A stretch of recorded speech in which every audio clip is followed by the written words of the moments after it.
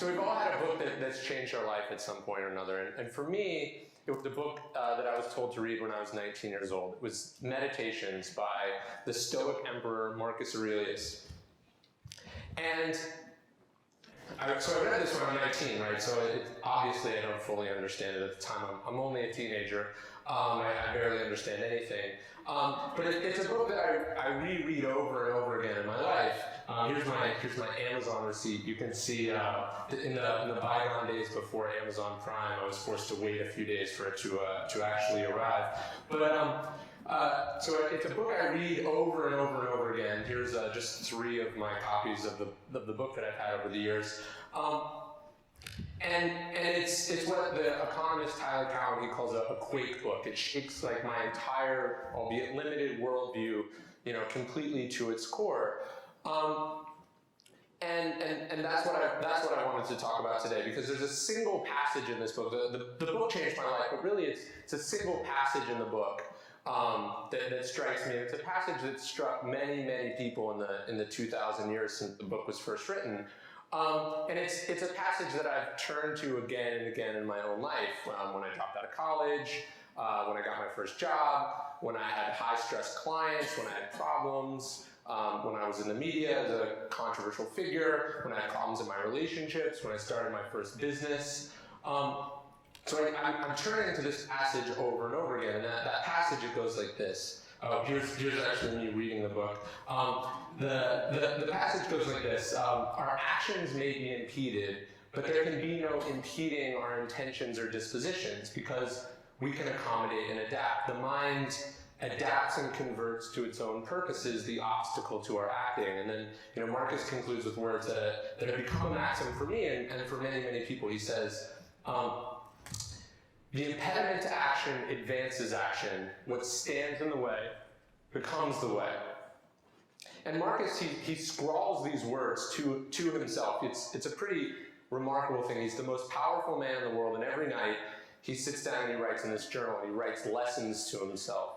And he's writing this sometime around the year 170 AD. He's probably leading the Roman army. He's at the front. He's leading the Roman army in a long, vicious campaign against barbarian tribes. Or we're not certain. Maybe he wrote it at the palace amongst scandal and intrigue and pressure. In any case, they're not exactly pleasant or happy places to be. But as I've read this passage over and over again, I've actually come to see that it's a formula for optimism, a special kind of optimism. It's what I would call Stoic optimism. And I know that probably sounds like an oxymoron, and in a way it is, but Stoicism as a philosophy gets an unfair rap. Because what Marcus was writing in that passage that you saw earlier, he was writing a core tenet of Stoicism, and that's that we don't control what happens to us, we only control how we respond to what happens to us. And that every situation, no matter how seemingly negative it feels at first, we always retain the capacity or the ability to practice virtue. So I'll give you an example. So I'm giving this talk right now, and obviously this would never happen, but I could bomb and embarrass myself, and that would be bad. Or you could suddenly turn out to be a hostile crowd, throw things at me, which I hope doesn't happen. And in either case, that would be bad, right? That would be negative. It would probably feel like a calamity while it's happening to me. But what Marcus is saying is that I can stop and I can see this as an opportunity in a few ways. It's maybe it's a reminder of humility. We're not as perfect as we think. We're not as good as we think. We can always be reminded of that. Or he's saying it's a chance to persevere, show courage in front of a tough crowd where you're trying to say something that's important to you. Or maybe it's just a reminder that you can't please everyone all the time. And there's a million examples of this that I think we all experience in our own lives. You make a business decision. I've done these myself. You make a business decision or a choice, and it turns out to be a mistake. You were totally wrong. You can see that as a mistake, and you can get down on yourself, or you can see it as a chance to get comfortable with failure, because failure is a part of life. A scientist doesn't get upset when a hypothesis that they had turns out to be wrong, because that's what they do. That's the whole point. They're learning each time they do something wrong. Or a computer, I'm sure as college students, a lot of you get this as well. You spend weeks and weeks working on a paper, and the computer deletes it, right? A glitch erases the work that you've had. So you can get upset. You can do what I did the last time this happened to me, was you get so upset that you kick a trash can across the room and it makes a huge dent in the wall. Or you can see this as a chance to start over. You can see it as a chance to, now that you've been through it once, to do it again and ultimately produce a piece of work that's of higher quality than maybe you originally intended to turn in. You can use it as a chance to actually raise your standard rather than simply muddle through. Maybe you experience some injury and now you're laid up in bed. And you can write this off as wasted time. When I was writing my first book, I fell and I broke my elbow, my left elbow, and I'm left-handed. And so my first thought is, I'm going to lose months of writing. This is a disaster. But then, just to prevent myself from going stir crazy, I end up going on these long walks, right? Because I can't type, so I go on these long walks, and I have these creative breakthroughs that ultimately make the book much better than it otherwise would have been. Or someone cuts you off in traffic, or they insult you to your face. You've got a choice there too, right? You can respond like they did. You can yell at them. You can curse at them. Or you can use this as a chance to practice having thicker skin, or just let things go. And I understand that all of this is easier said than done, and I wanted to put my personal stories in there because I fail at it all the time as well. But what I've set out to do over the last few years with my writing is study people in history who were faced with similar choices, right? Something terrible happened, something seemingly undesirable happened, but they see it as the way. They see it as a chance to practice excellence in a new form. Which makes sense because Stoicism is designed to be practiced and not simply spoken about. So I thought I would tell a few stories about this and illustrate it. So the first story, I wanted to talk about John D. Rockefeller. So John D. Rockefeller, before he is Rockefeller as we know him, before he's the man who has so much money he can create this university, he's just this kid, and he's got a deadbeat dad. He gets his first job. He's 16 years old. He's making 50 cents a day. He's working in Ohio. He's an aspiring investor, and he's working part-time as an accountant and a bookkeeper. And a few years later, like about 2 years into this, the Panic of 1857 strikes. And it's pretty much the worst thing that you can imagine for an aspiring investor, right? It's a crippling national depression. It lasts for several years. This person who has no idea what they're doing is faced with immense difficulty. Real investors who supposedly know what they're doing lose everything. But Rockefeller, he had this interesting reaction. He said later that he was inclined to see the opportunity in every disaster. And what he did here is he steps back and he understands that he's experiencing this unique moment in history, and he can study how the markets work in times of stress. So he takes this, it's sort of a baptism in the market. He's learning how people make mistakes. He's learning the people that survived the crisis. And it was this discipline and ultimately the lessons that he learned in 1857 that allow him to seize advantage of crisis after crisis that he experiences as an investor. The Civil War, Panic of 1873, Panic of 1907, even the market crash of 1929. And in fact, 20 years after that first crisis, Standard Oil, his company, controls 90% of the world's oil market. He's so learned from this event that, it's this two-part mental shift, right? He's seeing it objectively, he's learning from it, and he ultimately makes his fortune because of it. And then another story that I think illustrates the same idea. We have General Dwight D. Eisenhower. It's 1944. Most of his critics snipe that he's more of an organizer than a leader. And in fact, he's just led the largest amphibious assault in military history at Normandy. Things were going well, and then slow going in the hedgerows of France, it catches up to them. The Nazis had this chance to wage a sort of a final counteroffensive of the war. It's 200,000 troops. It's a massive blitzkrieg. It threatens to throw the Allied troops right back into the ocean that they came from. The entire war, it hinges on this moment. And Eisenhower, there's this magnificent scene The Allies, they have this understandable reaction when you see 200,000 troops bearing down on you and you have nowhere to go, you freak out, right? But there's this magnificent scene. Eisenhower, he calls all his generals, he assembles them in a conference room in Malta at the military headquarters. He strides in and he says, the present situation is to be regarded as opportunity for us and not disaster. He says, there will only be cheerful faces at this conference table. And there's a reason he says this, right? He says it because, having dissembled his fear, he sees within that blitzkrieg for the first time what the Allies had missed for the first 4 years of the war. And that's that a blitzkrieg attack actually holds within it the seeds of its own destruction.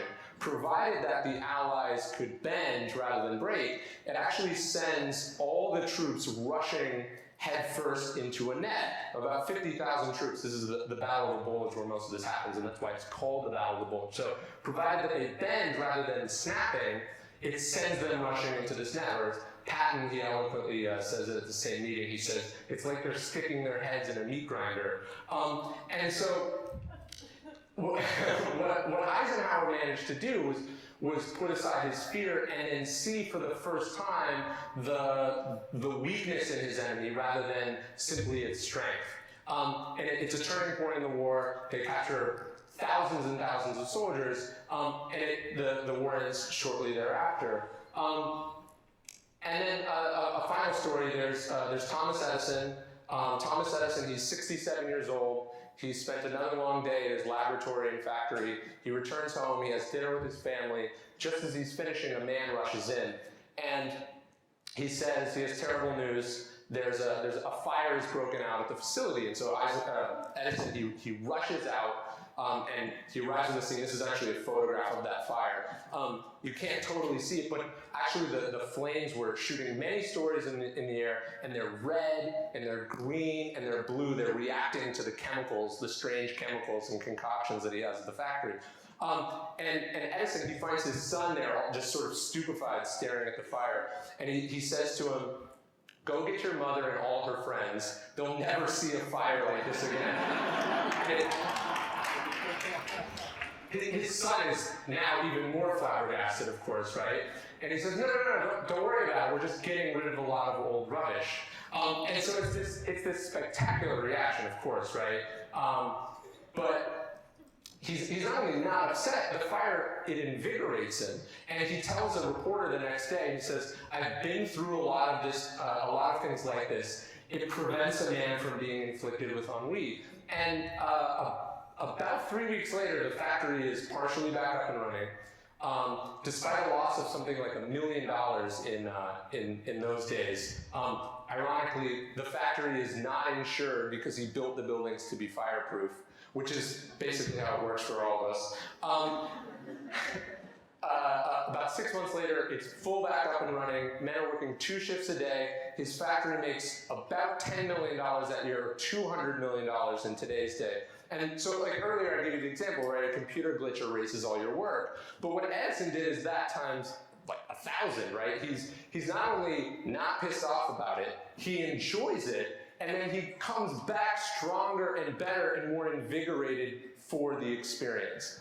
And so, what I see with these 3 men, what I think they have in common is this obstacle, right? This thing happens to them that if they had a choice, they probably wouldn't choose to have happen to them. No one wants their factory to catch on fire. But they were perversely almost happy about it. And they were happy about it because it was a chance to practice excellence. It was still a chance for them to do what they did. And in fact, they did it so well that they were better off for what had happened to them. And it's a formula that is inherent in Stoicism. It's what Marcus is saying in that quote. He's saying the impediment to action advances action. What stands in the way is the way.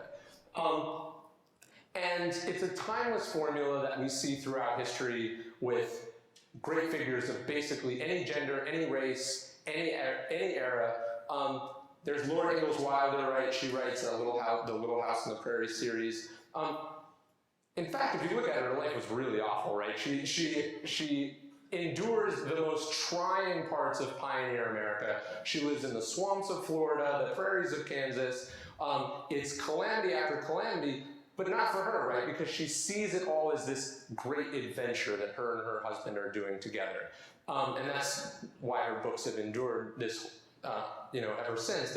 There's Jack Johnson, the great African-American boxer. Not only did he undergo terrible adversity early in his life, but he has to fight just to be recognized as a fighter. In his most famous fight, after the champion continually refused to allow him a chance at the belt, he finally gives in. It's the crowd is chanting terrible things at him.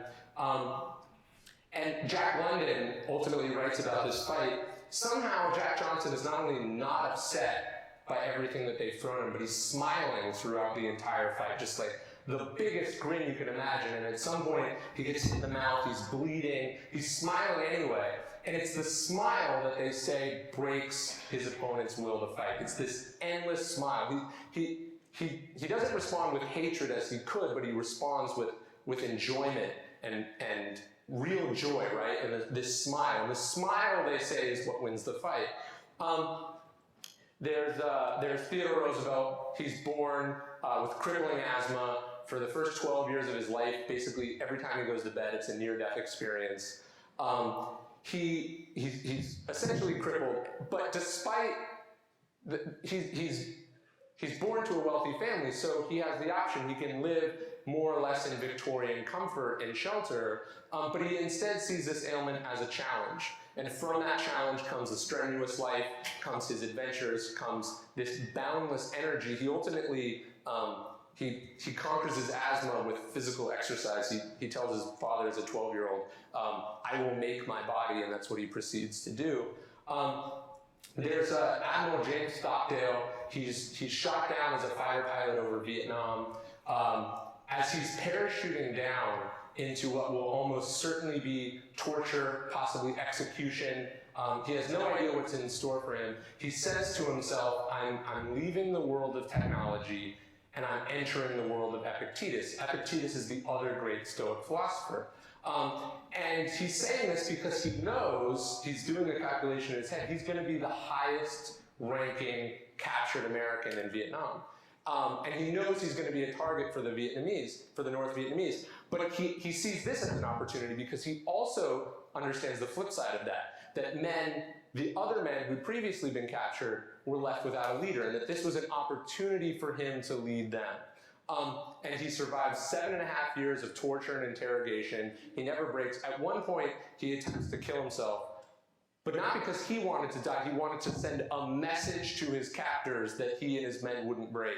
So it's this immense strength and fortitude and will, and the ability to see some value in even the worst circumstances.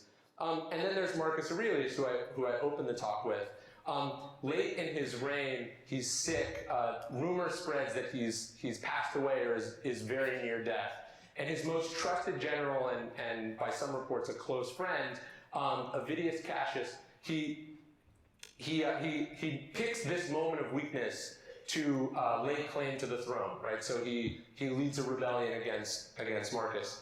And Marcus would have been, more than justified in crushing this enemy, capturing him, assassinating him, executing him, doing whatever terrible things they did in the Roman times. But instead, he assembles his generals. They march against Cassius to capture him, but not to execute him, not to put down this threat. He wants to use this, and it amazes me. This is the most powerful man on earth at his time. He's literally worshipped as a god in his own time. He instead sees this insurrection as an opportunity to teach a moral lesson to the citizens. He says, we're going to use this as a chance to forgive a man who has wronged one, to remain a friend to one who has transgressed friendship, and to continue faithful to one who has broken faith. So this is all, every time I hear about these stories, they sort of stun me. Because, I'm not Rockefeller. I'm not Eisenhower. My factories never burned down, so I don't know how I would react. But I try to think of these examples in my own life. I try to think about that quote. What's the impediment to action advances action. What stands in the way becomes the way. I try to think about this in my own life whenever I'm facing any kind of situation. And I've yet to find one that isn't made better from this attitude, that isn't made better by seeing each and every obstacle is a chance to practice excellence in a new form. And I think today we all face our own problems. There's tough economic times. We have a political situation that's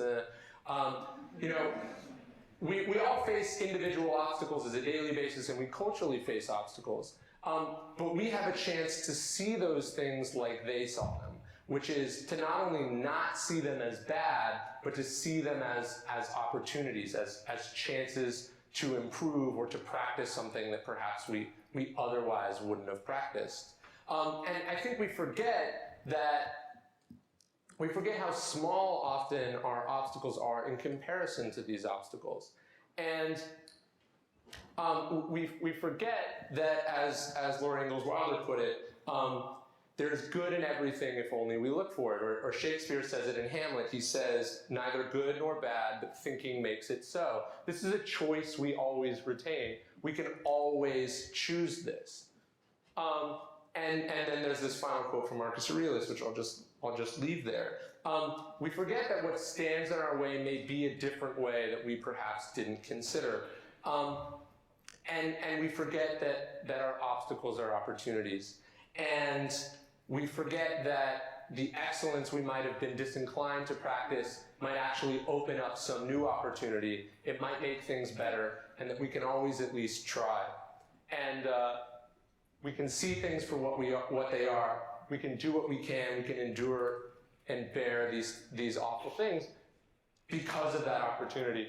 And what blocks the path is the path. What impedes action can advance action. The obstacle can be the way. Thank you.